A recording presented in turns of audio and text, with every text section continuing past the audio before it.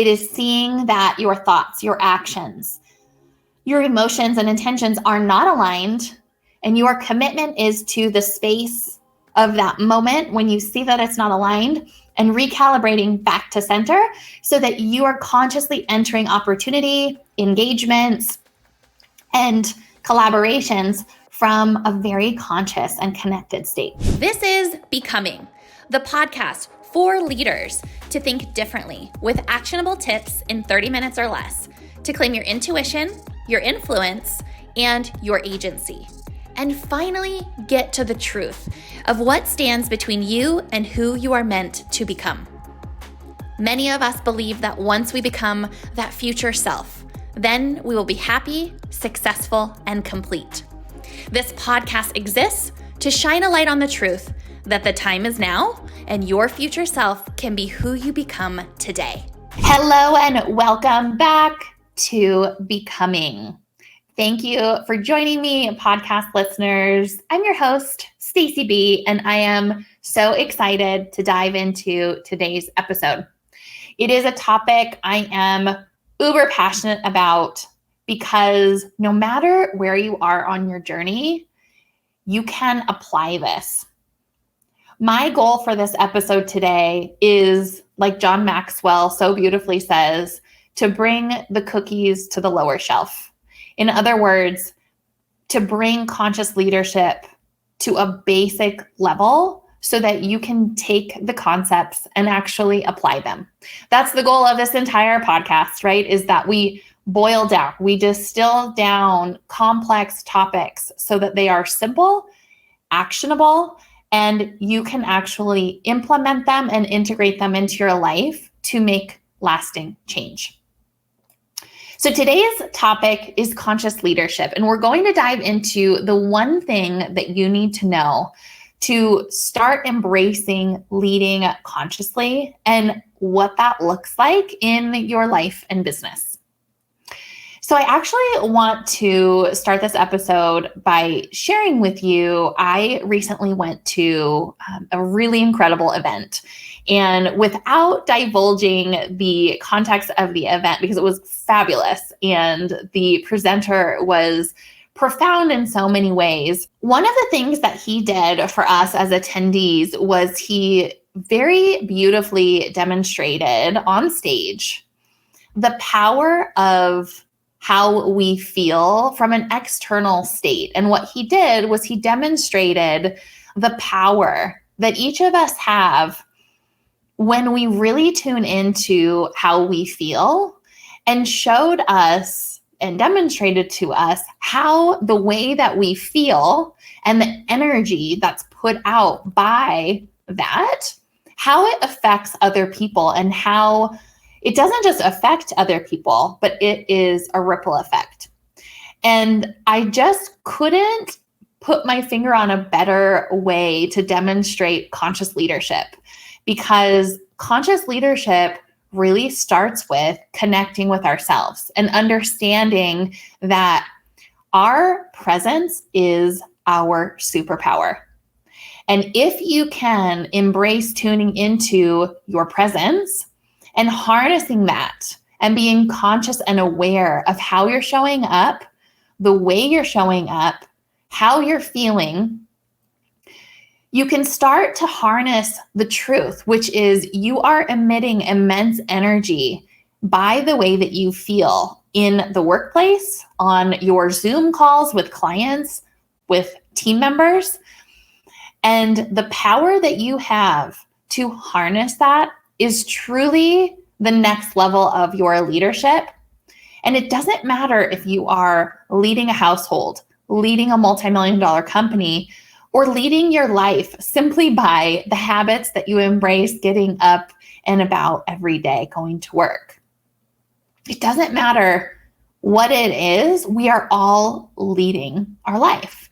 And we all have this opportunity to harness conscious leadership and really start taking this seriously, because if we take it seriously, we can start to change our lives in such profound ways and take seriously the gift that we all have, which is our presence. Our presence is so powerful. Your presence is your superpower. It is your superpower when you can start to manage it and be intentional with it. And it's your superpower by the way that you impact and influence others in a huge way. So let's dive into conscious leadership a little bit more, right? Conscious leadership is being aware of your internal state. It is prioritizing connection with yourself so that you are showing up in a connected state, a purposeful state with those around you, those that you lead. Again, it doesn't matter if you are leading your children, if you are leading the household, or you are leading a multi-million-dollar company. This is your next level of leadership. And it's seriously so exciting. It's a topic I love so much because the power of it is something that isn't talked about. And when we can start having conversation around the importance of connecting with ourselves and our internal state first and foremost, we start to move through the world in a completely different way. We start to move through the world in a way that we are conscious about how we're entering meetings. We are conscious about how we are entering conversations. We're conscious about the outcomes that we're looking to get from those conversations. We're conscious about the impact we want to make in those conversations. That is such a gift. The fact that we can move from basically moving through the world asleep, right? And asleep to how our presence is impacting others, move from that state to outcome focused and consciously connecting to ourselves. We achieve goals faster, we connect more deeply, and there is not an effort exerted at the level we have to exert effort when we're asleep versus when we're awake. There is an immense amount of effort that we have to make if we're moving through the world unconsciously, because there is a striving, there is an effort, a lot of energy has to go out to obtain the goal that we're looking for. Versus if we take the time to connect with ourselves and really dive deep into our internal state, that investment in ourselves makes it so moving through the world isn't as much effort. It comes a lot more naturally, and we can tune into the laws of the universe that support us. And that's another episode, but we can tune into nature, right? We can tune into the flow of the highest and best good, the highest and best good of the business deal, the highest and best good of the collaboration, the opportunity that you might be pursuing. So it's incredibly powerful if you start to prioritize this. And so digging deeper into this definition of conscious leadership, we've talked on prior episodes of stimulus and response. Right? Viktor Frankl said it so beautifully. Between stimulus and response is a choice. There is our space.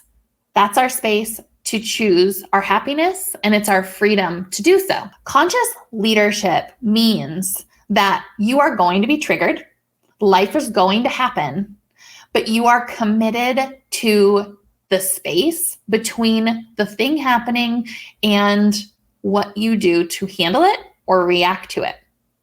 Conscious leadership is knowing that there is a choice.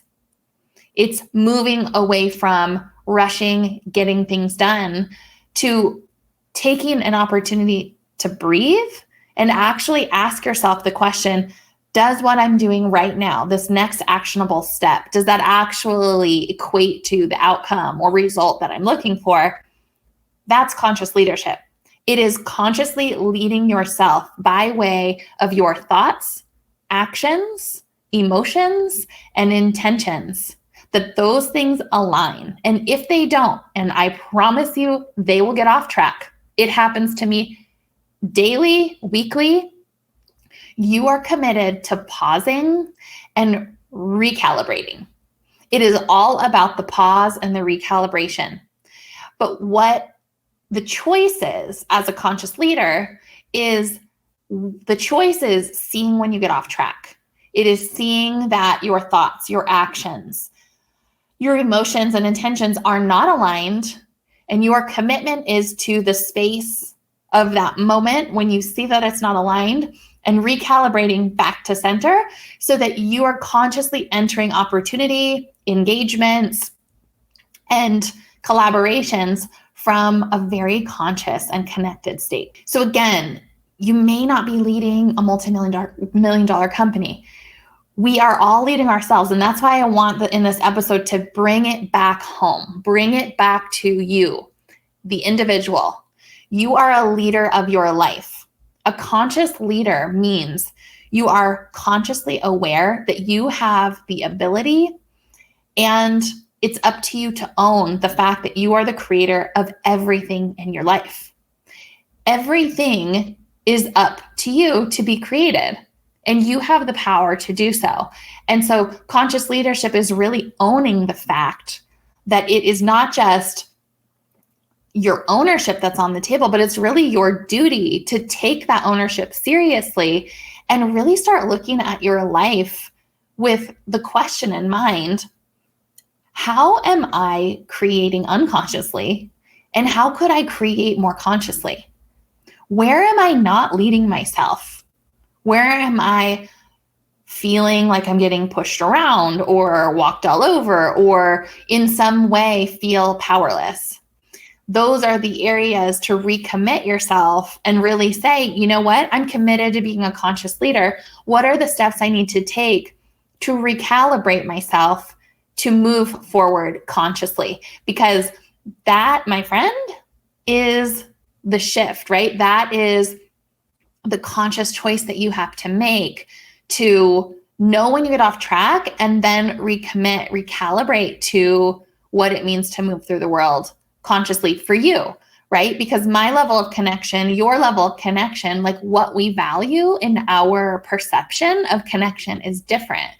But at the end of the day, what I'm saying is that your internal state and how you feel is so powerful. We need to start connecting to that and investing in ourselves first so that we can take ownership of the choice we have, which is we have the ability to create anything that we want in our lives. And it's time that you own that. And it's time that you really lean into that. The world needs it. But more than anything, you're feeling it, right? We all are feeling this next level of our leadership right now. It's across the board. And it's so time to start leaning into this conscious leadership. A conscious and connected leader and executive team is truly the future of successful organizations. The Truth Teachers are proud to announce that we are now offering corporate packages to create more consciousness in the workplace. If you are looking to impact the C-suite or your executive teams in a powerful way, we help CEOs and teams claim their power, take radical ownership, release patterns and programs that limit their capability to lead, and activate them as conscious and powerful leaders. So they not only can impact the organization, but that their conscious leadership can impact all of the clients that they serve. If you're interested in learning more, please click the link in the show notes, and we look forward to speaking with you further about creating conscious workplaces, because those truly are the future of successful organizations. So one thing about conscious leadership that is so important to understand is that you are a whole being. So if you are struggling in your personal life, you can't go to work and sweep that under the rug. If you're struggling at work or in your career, in your business, that is impacting your personal life. You are not a fragmented being. And I think that's a lie we have all subscribed to over the years, is that, oh, we can just put this over here. We can sweep this under the rug. We can show up, look like everything is fine. But as a conscious leader, the other commitment that is really up for you to make is that you are a whole being and that you choose to move through the world in that wholeness. When you make that choice, you have to look at all areas of your life. You can't upgrade one area without the others coming along too. I once was talking with a client, and she was going through a situation where she had upgraded many areas of her life, but one of her relationships was not coming with her. And I said to her, it's like your right leg is that relationship, and you have to be able to walk, so you got to bring that leg with you. And it's a funny example, but for me, it's a great example to think about. When you're struggling in one area, it's like you're trying to leave a limb behind and not deal with it, but you can't, right? You need to bring your right leg or your right foot with you. And so know that that's a part that's so important in conscious leadership, is to look at all areas of your life and ask yourself, where am I really conscious? Like, where do I set my intentions and mindful of how I'm showing up? And what are the other areas where maybe I get relaxed or I don't show up as powerfully? And that can be a great question to just reflect on. And it can bring up a lot of opportunity of things that you can explore, because you can't be conscious in one area. Consciousness is not selective, right? And so consciousness is wholeness. And the more that you can look at it in that way, the easier it is going to be to try on these different concepts. Your impact as a leader is not what you're doing. It's who you are being. You can show up powerfully in one area, but I assure you that that's not you in full power. That's not you in all of your glory. It's 3/4 you. And so just imagine for a moment, if you reflect on your life and you look at the areas where you show up really conscious and the areas where you don't show up conscious, there's a next level for you. So just imagine what that would look like. Imagine what life would be like if you were able to show up consciously in all areas. Because if you're listening to this podcast, that's what's up for you, right? That is your path to becoming a conscious leader, is really starting to look at the areas where you may have been sweeping them under the rug. You may have not been giving them the attention they deserve because you think you can avoid it or deal with it later. Face it now. Face those areas that are uncomfortable. If there is something not working in your life, it is hindering your full expansion. And the world is waiting for your expansion. Your legacy deserves that expansion. And so pay attention now. Commit to looking at those areas now and really up-leveling and choosing to bring all the areas into the light at once versus doing it in stages. And let's be clear, it's a process. This is not about this final destination, but the quicker that as a collective we can start looking at the areas we've been avoiding, the faster we're going to be more connected ourselves, which then impacts our companies, our families, our friends, and we start to be the influence and the leaders that we are all meant to be if we really start to take a hard look at those things. So there's a couple of pillars I want to go over today. That's really the foundation of conscious leadership. The first pillar of conscious leadership is connection, which we've talked about, right? When we are focused on ourselves, it is impossible to be connected. It's impossible to lead in the capacity that we are made to lead in and for. And so the first pillar, being connection, is really to prioritize that connection with self. And the way that you do that is really incorporating things like meditation or breath work, or even simple reflection, a simple morning routine. It could be an evening routine. It doesn't matter the time of day that you do it, but it's coming home to yourself and starting to uncover what's been in the way between you and you, because it's hindering your ability to lead yourself to the goals that you desire, but it's also hindering your capacity to impact. And we want to nip that in the bud as soon as possible, because you are made for greatness. You are made for impacting and leading. And again, it doesn't matter the level at which you lead today. Every one of you has a purpose to lead and impact. And when we can start to look at where are we getting disconnected within ourselves, that's going to help us really see the truth of where we might be limited with our leadership with others. The next pillar that I want to touch on with you is certitude. And certitude is truly an attitude of certainty. You know those people that just seem like they have it all together. They have this attitude of just being completely unstoppable. And for a lot of us, we think they're born that way, right? That they were just born that way. They just have it going on. It's easy for them. But if you study all of the greats in our history, the people that believed enough to launch something new into the world, the people that believed enough to innovate, to take, a new spin on maybe an expired version of something.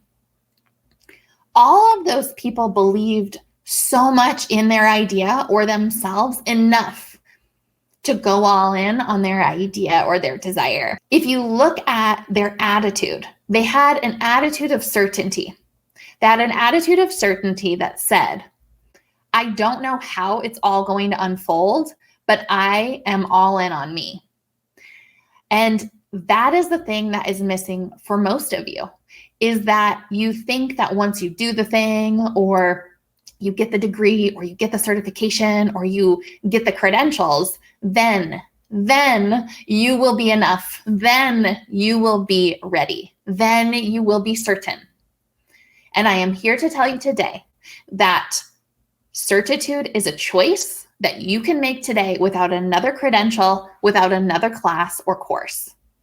It is a way of being and an attitude and an absolute requirement of being a conscious leader. Certitude is a way of being. It is sourcing your confidence from the inside instead of trying to get it from external validation, accolades, or achievements. It is out of the 4 pillars of conscious leadership, which, by the way, we're only going through 2 today because I really want this to have time to sink in and time for you to really wrap your arms around each of these pillars.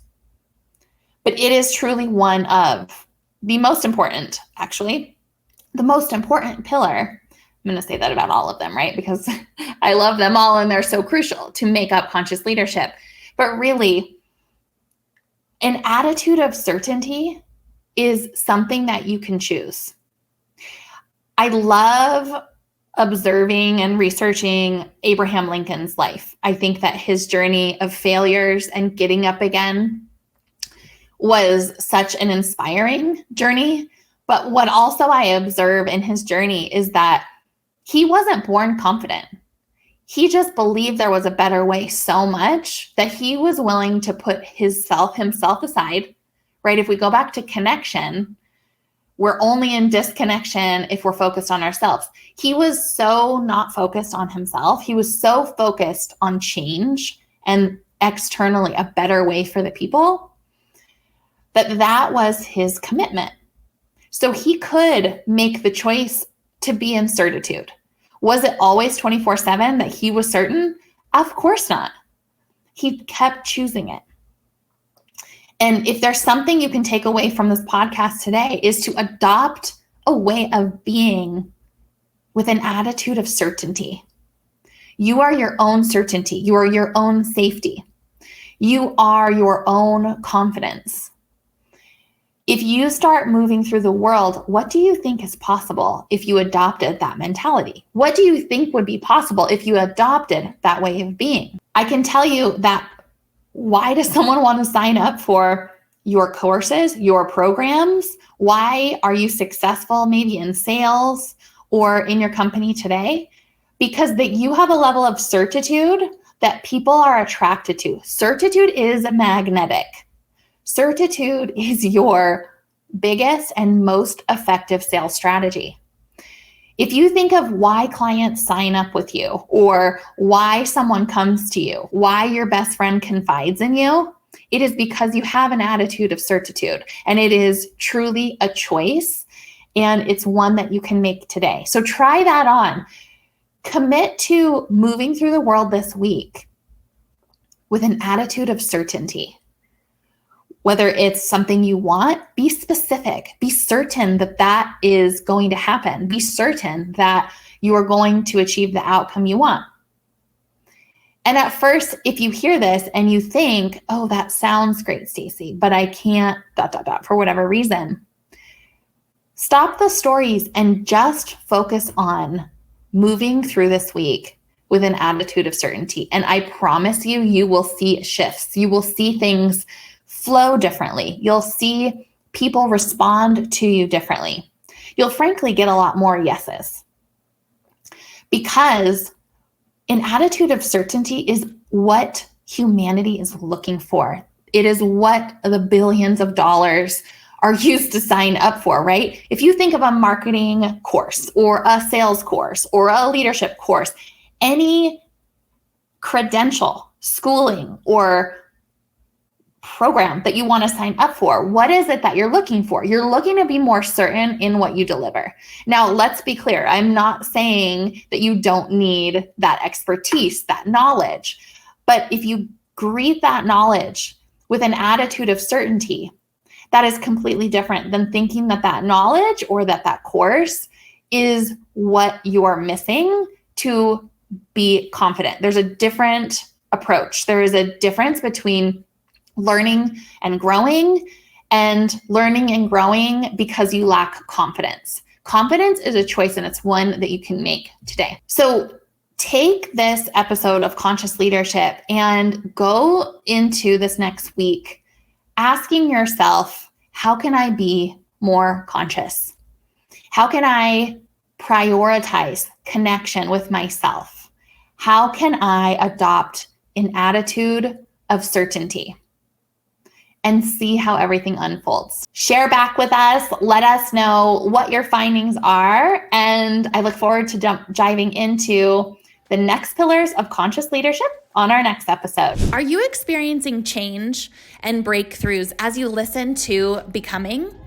If so, show us some love and hit the subscribe button, leave a review, and share an episode.